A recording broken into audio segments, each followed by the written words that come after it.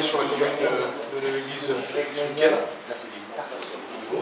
Ensuite, déjà, j'ai 3 personnes à remercier quand même aujourd'hui. C'est Michel Goullier, c'est Étienne Chancel et Thierry Felu. Voilà. C'est 3 personnes qui ont donné 30 € chacun pour venir passer une journée de chasse avec nous, quoi. Donc voilà. Déjà, on peut les applaudir, c'est déjà...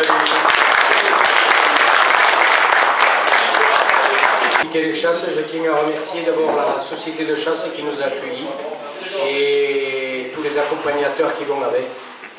Ils méritent d'être applaudis même si le président n'est pas là.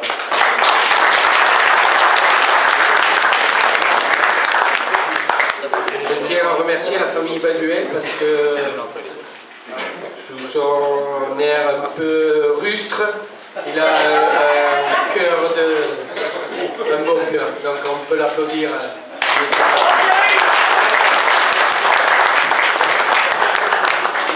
tiens à remercier aussi la fédération qui a fait l'effort d'envoyer quelqu'un et de nous donner un lot, donc il faut les remercier aussi.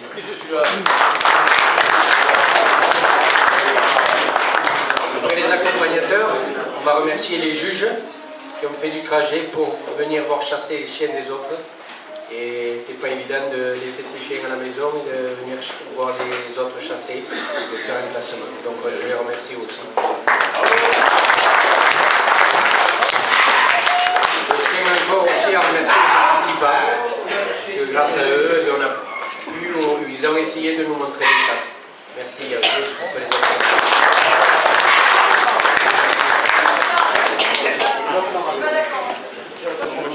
Non, mais je serai très bref. D'abord, je voudrais remercier le club Phébus, de Gaston Phébus, club de l'Ariégeois. Dieu sait si c'est dans l'histoire de la chasse, Dieu sait si c'est un monument, puisque c'était quelqu'un qui chassait il y a plusieurs siècles, qui décrivait déjà l'art de la science du lièvre.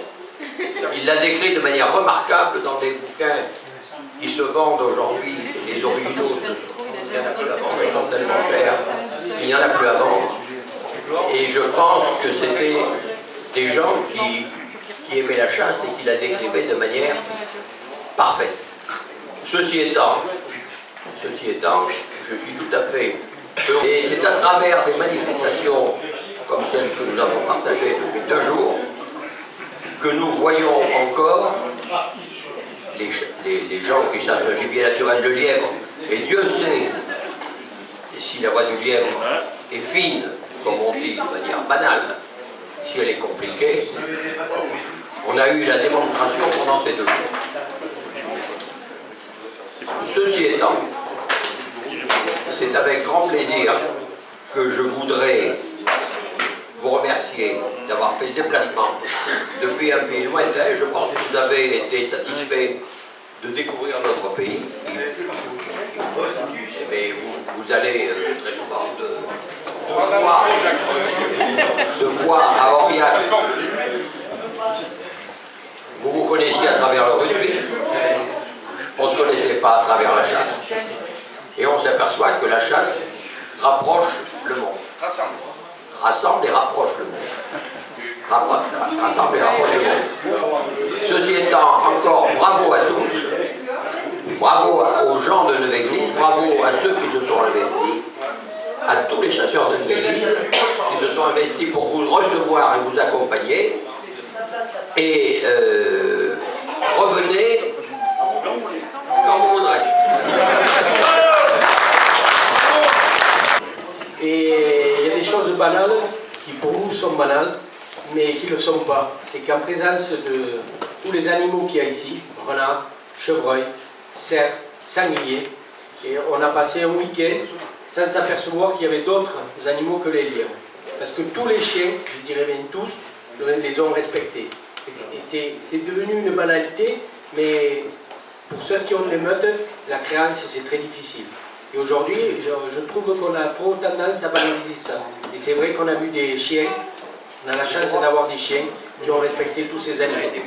Et ça, je trouve que pour les concurrents, ils méritent d'être applaudis.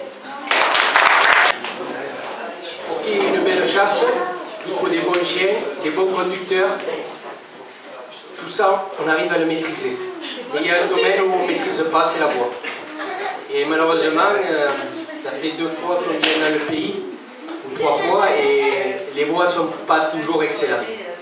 On dit que le Cantal est dur à chasser, mais on se rappelle toujours des belles chasses et on oublie vite toutes les mauvaises. Et c'est bien ça aussi. Donc hier matin, on a eu la chance d'avoir un Tarnais qui a été sélectionné pour la régionale dans notre pays. Et Dieu si c'est dur dans notre pays, il y a des meutes partout. Ce Tarnais s'appelle Jean-Baptiste Buzolin. Il pourrait se lever parce que si les gens ne le connaissent pas, ils ne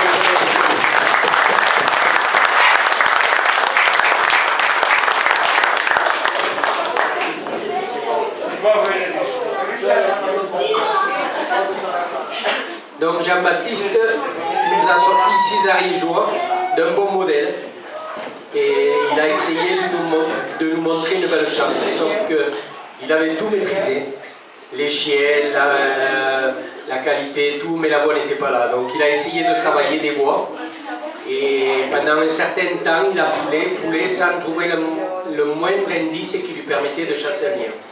Et puis à un moment, dans un bois, il y a quelques chiens qui se sont récriés et avec beaucoup de difficultés, on s'est aperçu que la voie était dure et les chiens l'ont travaillé avec application. Et on a remarqué souvent Fuego qui avançait et qui donnait de la langue à la meute. Il a lancé un animal, je dirais un animal parce que à Gaston Phébus, on juge que si on voit l'animal de chasse. Malheureusement à Jean-Baptiste, on a eu l'espoir à un moment parce qu'un des juges avait vu passer un lièvre, on pensait que c'était l'animal de chasse, mais ce n'était pas l'animal de chasse, et il a lancé un animal, il l'a chassé, et on n'a pas pu identifier l'animal, donc on n'a pas pu lui donner des points. On est désolé pour lui, mais on le remercie encore, je pense qu'il mérite d'être appelé. En second, on avait la famille Baluel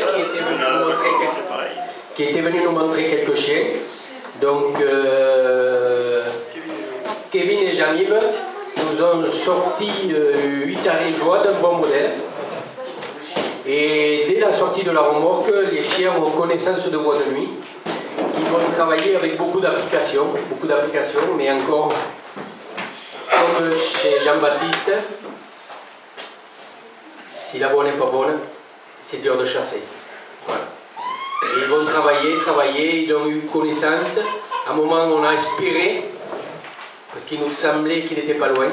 Mais voilà, pas loin, c'est pas loin. On a dû y passer à côté, il a dû nous regarder. Il n'a pas été gentil, il n'a pas voulu jouer. Ils ne sont pas joueurs dans le pays. Ils auraient pu nous faire un plaisir. Ça n'allait, il ne risquait rien, on ne le tuait pas aujourd'hui. On était juste là pour le promener. Et il n'a pas voulu jouer. Et donc, c'est la première participation, donc il faut les applaudir. Ils vont se lever. Ils vont se lever.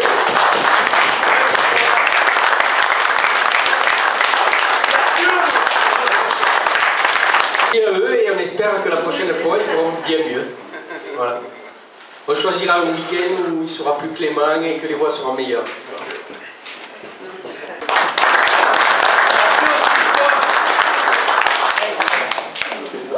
Alors Greg, il n'a pas de chance parce que dès que je suis là, il ne chasse plus.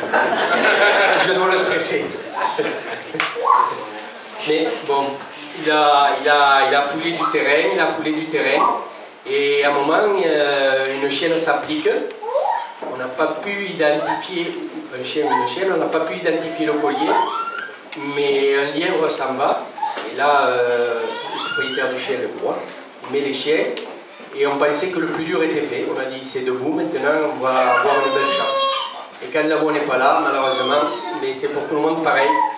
50 mètres de debout, dans un sens, un défaut, 50 mètres de plus, un défaut. Et il arrive à la route, à une route où se produit un défaut. Une route un peu importante. Il y a 2 chiennes qui, soi-disant, crient en bordure de route, mais on n'est pas sûr. Le conducteur appelle les chiens. Il y a quelques chiens qui s'appliquent sur un chemin et un autre animal est lancé, il le chassera jusqu'à la fin du temps imparti. On n'a pas vu le second animal, mais il a fait une belle chasse et il mérite d'être appelé. C'est qu'avec tous ces animaux, tous ces chiens-là, aucun a fauté. Et c'est facile de le dire, mais c'est quand même pour les remercier parce que c'est vraiment très dur. Voilà.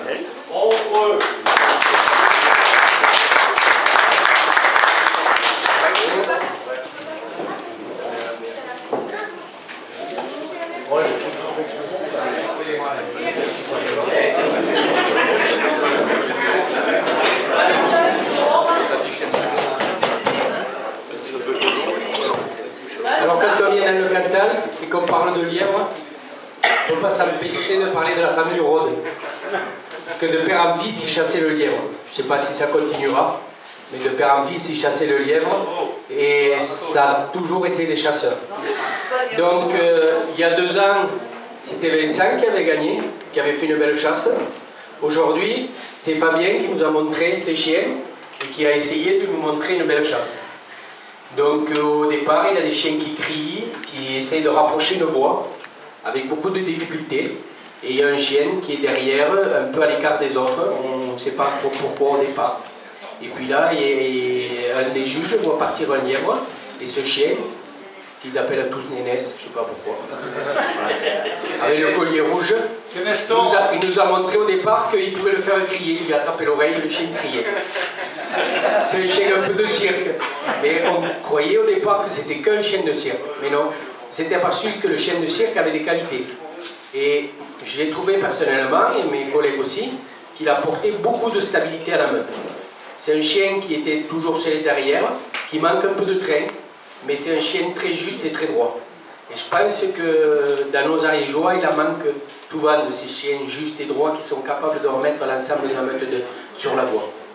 Et donc ce chien prend la voie et s'en va derrière le lièvre à son train, pas rapide, mais à son train, il fait son travail.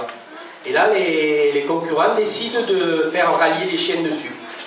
Et c'est vrai qu'au départ, ça a été un peu dur, mais juste avant l'arrivée d'une route, les chiens rallient tous ensemble et se produit un défaut là sur la route, parce que les chiens de derrière arrivaient, Nénès qui était devant, à son train, s'est dit mais il crie derrière, pourquoi derrière?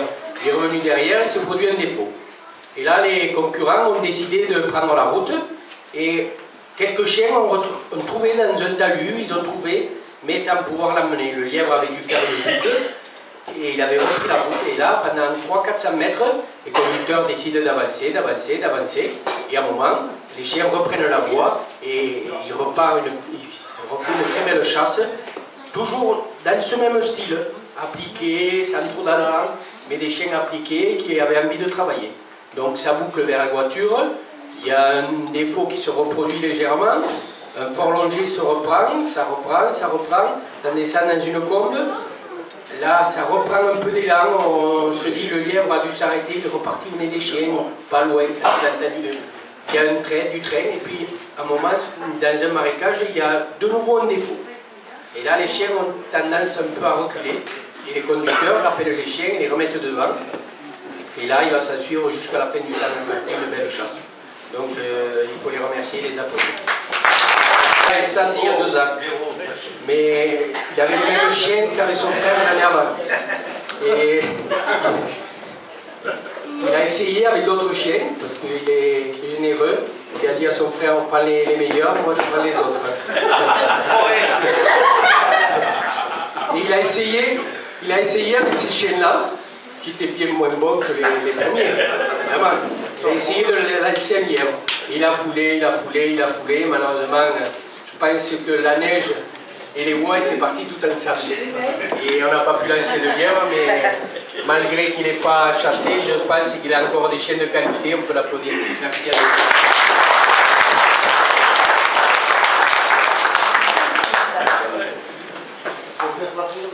En 3, eh bien, on avait Jean-Luc André.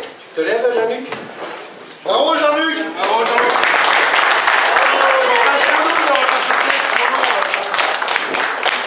Les années se suivent, mais ne se ressemblent pas.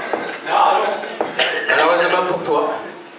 Donc l'année dernière, c'est lui qui avait gagné. C'était Vincent qui avait donné le trophée à Jean-Luc parce qu'il faut le gagner 3 ans de fil pour le garder. Et les Rhodes, ils se sont mis à 2, ils se sont dit peut-être pour le gagner plus vite. Donc Jean-Luc nous a sorti cette chienne, c'est un réseau de bon modèle. Dès la sortie de la voiture, les chiens ont eu connaissance de voix de nuit, qu'ils ont travaillé avec beaucoup d'applications.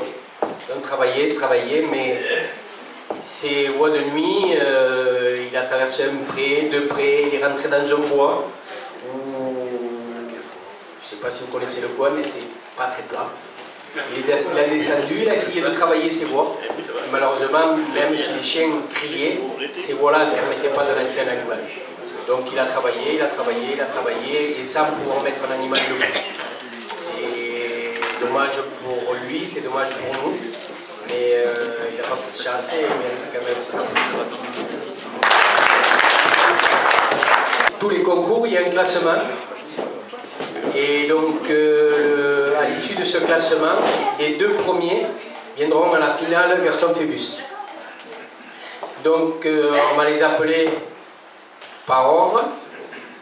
Donc, on va appeler Vincent. Je m'ai habitué. Fabien, de venir à côté de nous. Avec toute la famille. Avec son beau-frère.